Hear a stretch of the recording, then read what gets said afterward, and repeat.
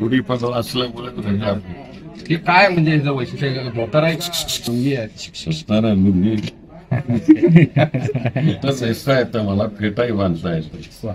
आणि ह्याच्यामध्ये म्हणजे काय संदेश देण्याचा प्रयत्न आहे म्हणजे ह्याच्यामध्ये काय संदेश द्यायचा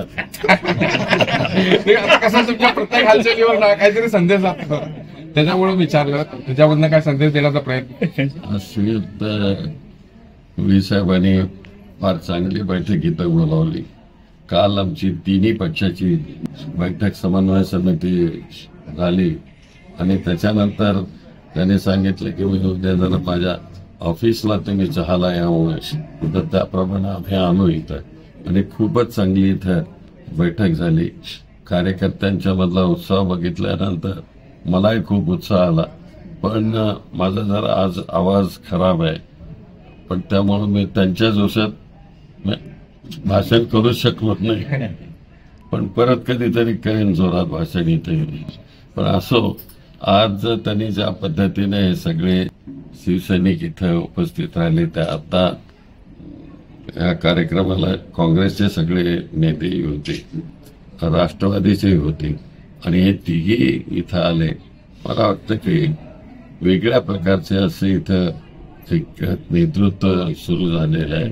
मला वाटतं की महाराष्ट्रात एक विचारांचं वारं सुरू झालेलं आहे भाजपच्या विरुद्ध. आणि म्हणून या तऱ्हेनं जर हे सगळं पुढे राहिलं आपल्याला काय कमी पडते. राम सातपुते खालच्या पातळीवर टीका करतात, कुठे वैचारिक पातळी जरा घसरताना दिसते. म्हणजे एका ज्येष्ठ नेत्यावर अशी टीका गोष्टीवर बोलत नाही. ज्यांना करायचं असेल ते करू द्या, मी त्याच्यावर बोलणं सुद्धा. सर कसं त्यांनी काय म्हणतात की हिंदूंना आतंकवादी म्हणणारे मुख्यमंत्री, तर तुम्ही तर अफजल गुरु आणि अजमल कसाब यांना फाशीचे गृहमंत्री ओळखले जातात, परंतु तुम्ही हिंदूंना आतंकवादी म्हणणारे माजी मुख्यमंत्री असं म्हटलं जातं.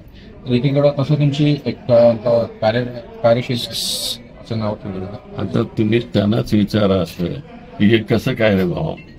कसं मी ह्यावर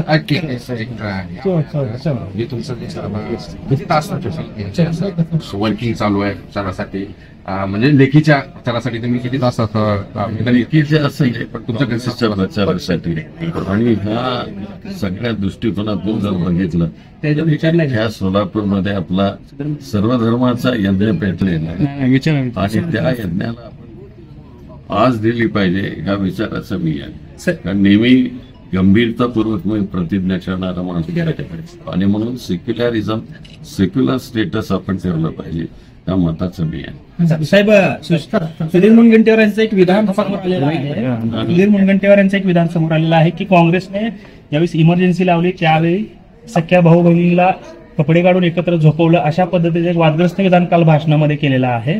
कशा पद्धतीने या विधानाकडे पाहताय, काय आपली प्रतिक्रिया असेल? मी काय बघितलेलं नाही त्यांचं विधान, पण जर अशा तऱ्हेचं विधान असेल तर ते कुठं घडलं हे तरी दाखवावं म्हणून का नुसतं ठोकून देतो. आता त्या इथल्याने सांगितलं की माझं खूप मोठी शेती आहे साऊथ आफ्रिकेमध्ये, तर दाखवा, मी त्यांना सगळी देऊन टाकतो. चला.